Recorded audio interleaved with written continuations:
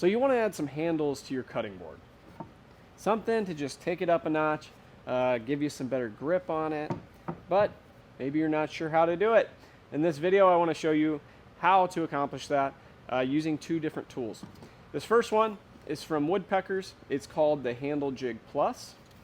And then this other way I want to show you how to do it is by simply making a jig yourself. Okay? Cool backstory behind this tool, actually. I used to work for Woodpeckers about a year ago, and me making this jig is kind of what inspired making this tool. I did not invent this tool. I know who did. His name's Nate. He's very talented. If you're watching this, Nate, good job on the tool. It's a great tool. However, you can't accomplish this with just a scrap piece of plywood like you see here. So let's get started. First, we're going to check out Woodpeckers Handle Jig to do the first side of the cutting board, and then for the second side I'll walk you through making the jig and then showing you how to use it. Alright, let's get into it. Alright, first let's just run through Woodpeckers Handle Jig and kind of what sets this apart from a homemade jig. Okay, and the key element to this is adjustability. Okay, with this fixed jig that we're going to make, we're going to be able to cut one handle size and that's it. Alright, with Woodpeckers Handle Jig Plus, these adjust in and out like that, and then you can open them up all the way to about 3.5 inches on either side for a total of about 7 inches in between. This is graduated up here. You don't have to be super picky with how precise these are. I mean, they are just a handle. And then also the other adjustability part is on the bottom. There's these sliding stops. Those are graduated over here as well. And these can slide back and forth.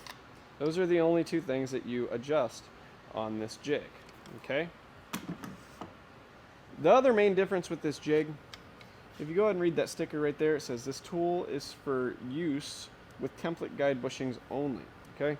You can't just use a flush trim router bit with this, because you will damage the tool. You have to use one of these template guide bushings, and it is kind of annoying to have to set these up in the router. It's just one extra step, and I hate setup time. With the wooden jig that I'm going to show you how to make, all we need is a flush trim router bit. No guide bushing at all. Alright, so now that you know a little bit about this, let's get into how I'm going to set it up to use it on my cutting board. Okay, so the first thing I'm going to do is go ahead and set the width of my handle. I like my handles to be about 4 inches wide, so I'm going to loosen this side, slide it to the 2-inch mark, and then loosen this side and go ahead and slide it also to the 2-inch mark. Once those are both in place, we can lock them down, and I can verify that measurement is actually accurate. So there is 4 inches of space in between here and here. Now, since you have to use a template guide bushing, this measurement and everything is not completely accurate because it doesn't account for the template guide bushing. It's also going to change depending on what bit you use, because this in the center, now we have to measure about there to there. It throws everything off, so I don't even like the scale, to be honest.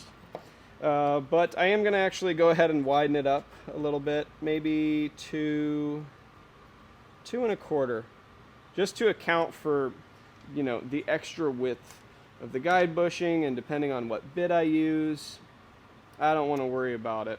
If that's important to you, that the scale isn't 100% accurate and there's too much that goes into it, then, you know, it is what it is.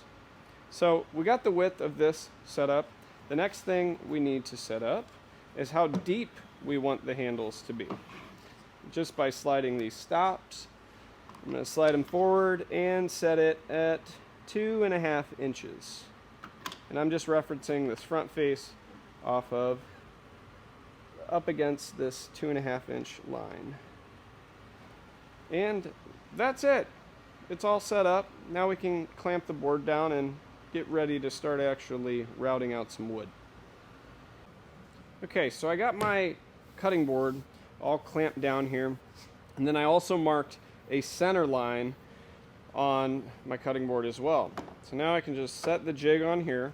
And then I'm going to slide it over, and there's a laser engraved mark up front, and I'm going to line that up with the center line on my cutting board, and then get it clamped down, which I'll show you over here. And so to clamp it down, they have these T-track slots right here, and you can just use standard sized track clamps. So I'm going to keep that pressed tight so my center line stays aligned, and then just hook my clamps to tighten everything down.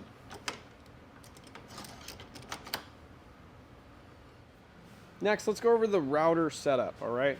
I like to use a trim router for this, and I will let you know that I do not like to use the stock base that comes with these routers. They just don't have enough support. When you get over and need to do, this part of the cutting board handle, you don't have enough reference to be able to even use this. So I do recommend that you use an aftermarket base for your trim router. I'm going to be using this one from Wood Grain Junkie. It'll be able to give me enough support, and I can reference the template all the way around. There's another one that you can use that Woodpeckers makes, and this is called the Stable Max trim router base. They're pretty much the same thing, except the one from Wood Grain Junkie is a little bigger. Both of these, however, can be used with guide bushing attachments, and to hook these up, it's pretty simple. This rear side has a recessed base. It just pops in there like so, and then you can go ahead and screw that on nice and tight.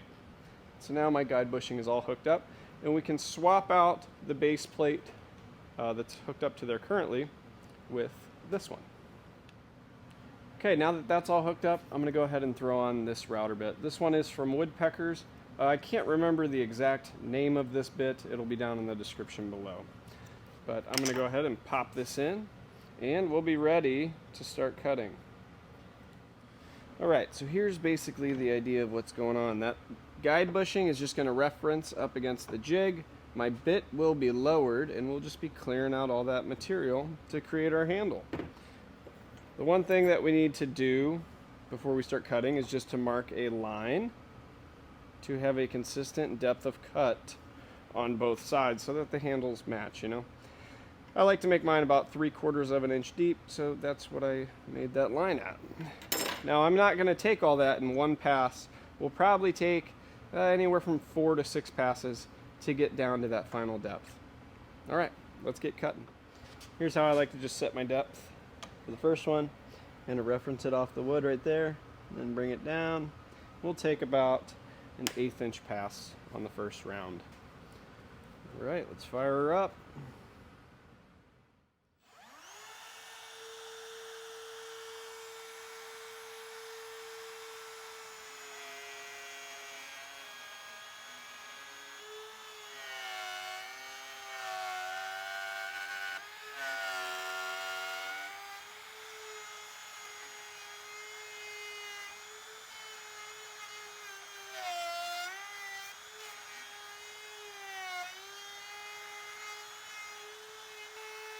The one thing you want to make sure you're doing though with this is just keeping pressure down to reference the jig.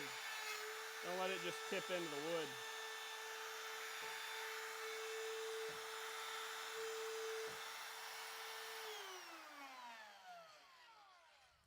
So here's a look at what that pocket is starting to look like.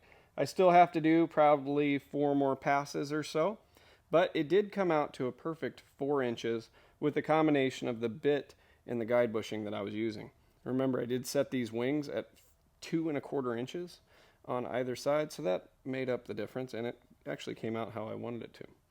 But I'm not going to bore you to death. Let's go ahead and cut the rest of this handle out, and then I'll show you how to make the wooden one.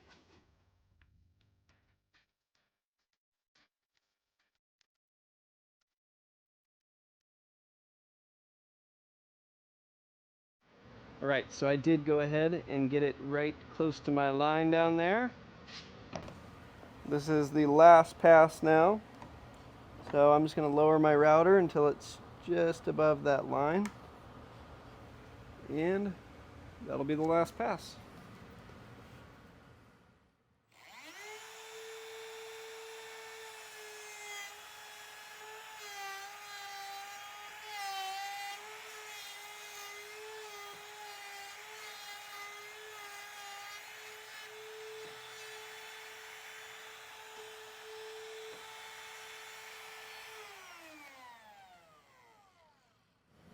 All right, so as you can see, there's a lot of adjustability with the Woodpeckers Handle Jig. It does work well, however, you do need that guide bushing on your router. But yeah, you do get a little more range on your size of handle. But this tool is 130 bucks, all right? So unless you want to spend the money on that, you can go ahead, make it yourself with a simple scrap piece of plywood. And we're going to do that right now. Let's go. Okay, let's begin making this jig. Scrap piece of plywood I have is 16 inches long and about 14 inches wide. Okay, the first thing we need to do is mark a center line on our piece of plywood. So it was 16 inches, so we're going to divide that in half and go to 8 inches. And then we'll carry up this line. All right, and we want to match this handle to whatever we had over here. And we had 4 inches wide, 2 1/8 inches deep. So to mark that out, I'm just going to go 2 inches to the right of this line and 2 inches to the left of the line over there. And then we'll carry that up, and then mark 2 1/8 from this edge. And we can go ahead and cut this out over at the bandsaw. Now, to cut this out perfectly, we're not just going to cut to the line at the bandsaw. We're actually going to use some scrap wood to make a template to get a perfect cut. But we're just using the bandsaw here to get rid of the bulk of the material. So I'm only going to cut, about 1/8 or 1/4 inch away from this line and just stay on the inside.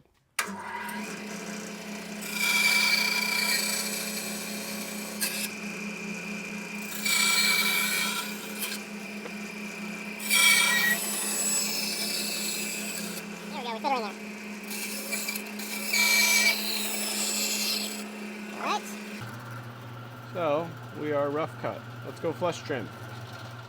I do need some scrap pieces of wood to be able to double-sided tape them around here. So I'm just gonna rip off about 1.5 inches off of this side. Doesn't need to be perfect.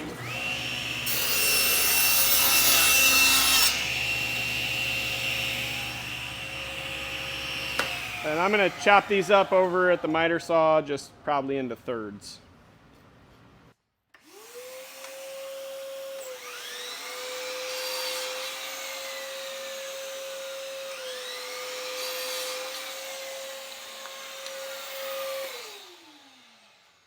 Alright, I got my blocks all cut, I got double-sided tape put on them.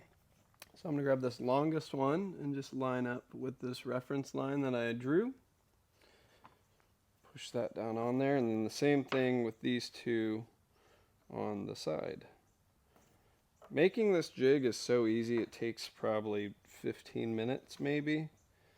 It's not bad. Alright, so now we'll use the flush trim router bit to copy this pattern to our jig. To do this, I'm just using the same bit that I used previously, okay?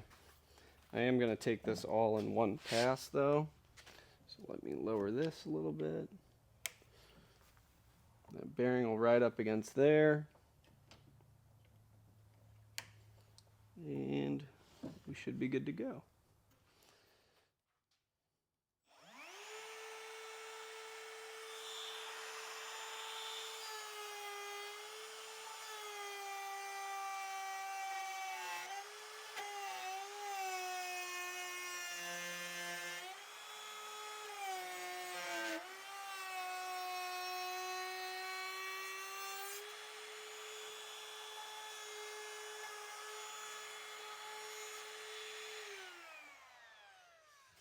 Okay, now we have a perfect template. I like to use this painter's knife a ton whenever I'm removing template work. It makes it so much easier just to get up under there. The last thing we need to do is just put on a face onto this to be able to reference up against the cutting board. And we can just use these scrap blocks that we already cut. They don't need to be fancy. And I'm just using a bead of some wood glue right here, and I'm just going to tack it on. with some brad nails.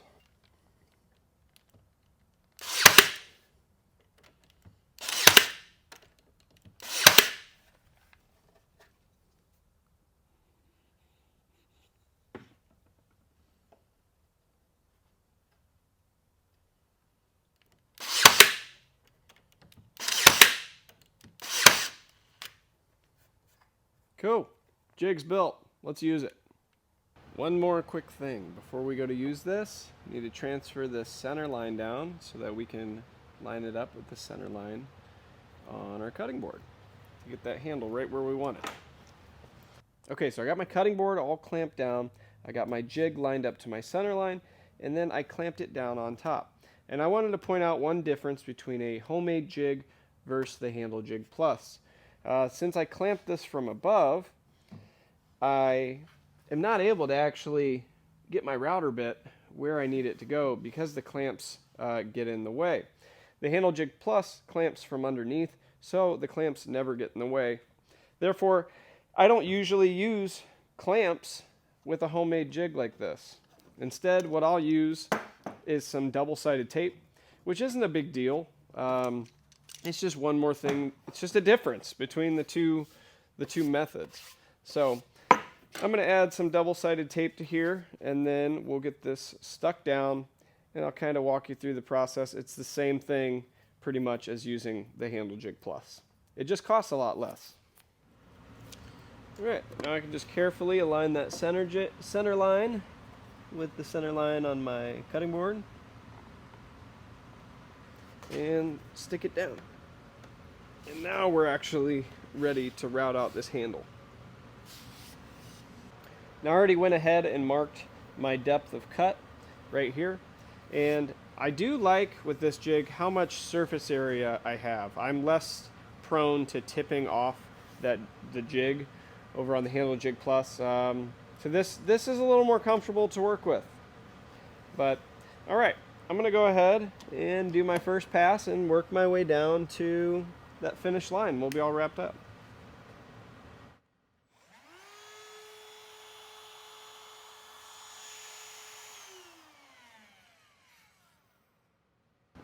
Never mind. I almost made a huge boo-boo. I was gonna use this bit, and I had my bit depth set for like right there. But notice how my bearing's not riding on the wood? That would have been bad. I would have just ruined my jig. I stopped right before I was about to cut. I can't use this bit because to go there I'd have to put the bearing this low, and then that's too deep of a cut for that bit. So I'm actually going to start out with this bit, which is a little smaller, and we'll be able to take smaller passes, and I might end up switching over to this one at the end. Just wanted to point that out. Glad I caught it before I ruined the jig. That would have sucked.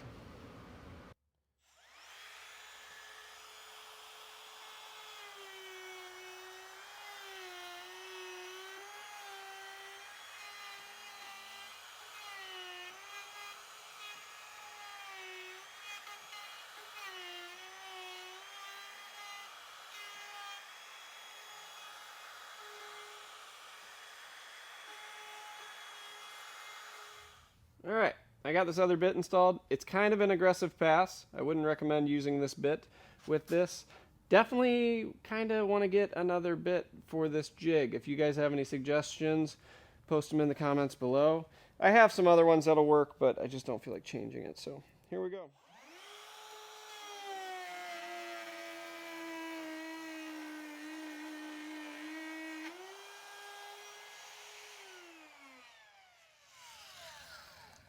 I'm going to change my battery.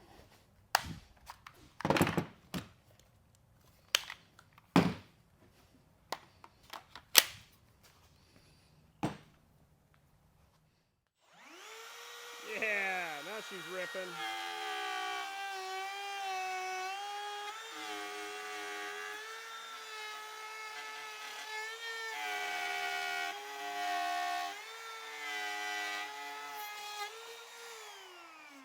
Dude, that ran so much better that time. All right, I'm going to work my way down and we'll call this a day.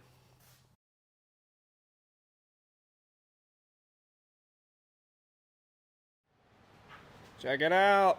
we got some handles, and I bet you can't even tell which side was done with which jig. All right, they both work great. It just depends on, hey, do you want to take the time to make this jig, or do you want to spend $120 or $130 on this jig and have a little more adjustability?